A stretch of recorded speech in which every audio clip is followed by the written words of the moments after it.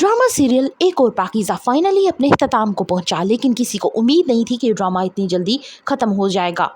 यासीन मलिक की अपनी ही बीवी उसके खिलाफ सबूत लेकर अदालत पहुंच जाती है, जो कि पाकीज़ा के लिए बहुत ही जबरदस्त रहता है। और उसकी बीवी बताती है कि पाकीज़ा का एक एक लफ्ज़ ठीक है। फराज यहाँ पे बहुत ही आला ज़र्फ़ी का मुजाहरा करता है और पाकीज़ा से कहता है कि मैं जानता हूँ तुम मुझसे मोहब्बत करती हो, लेकिन यहाँ भाई अकबर को तुम माफ़ कर दो। यासीन मलिक की एक हरकत की वजह से पाकीज़ा की पूरी जिंदगी बर्बाद हो सकती थी, लेकिन उसने साबित कदम रही और हिम्मत ना हारी। यहाँ तक कि उसके घर वाले भी उसके साथ नहीं थे, लेकिन फिर भी वो डटी रही। जबकि फराज हर बुरे वक्त में पाकीज़ा का मुकम्मल साथ देता है। अकबर की माँ कहती है कि तुमने तो पाकीज़ा का सहारा बनना था, तुम ही उसको कमजोर कर रहे हो।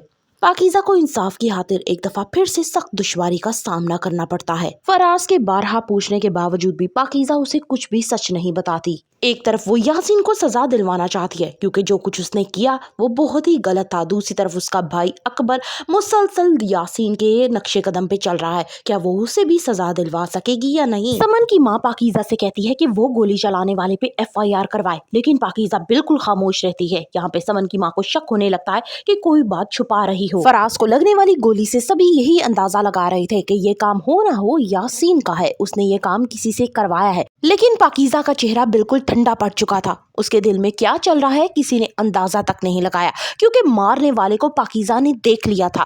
वो कोई और नहीं बल्कि उसका अपना भाई अकबर था।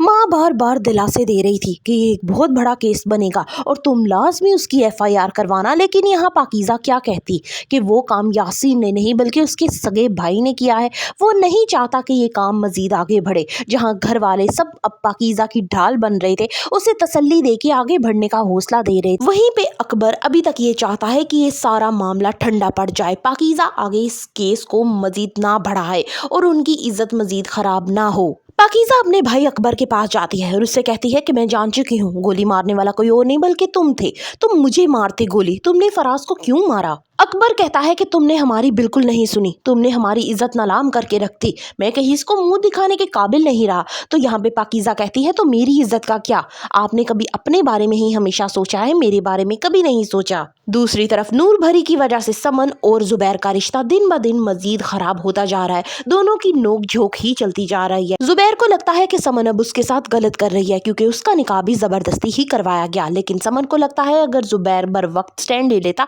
तो इतना कुछ ना होता। फर्दर रिव्यूज ऑफ एक और पाकीज़ा करनी, subscribe my channel and like the video.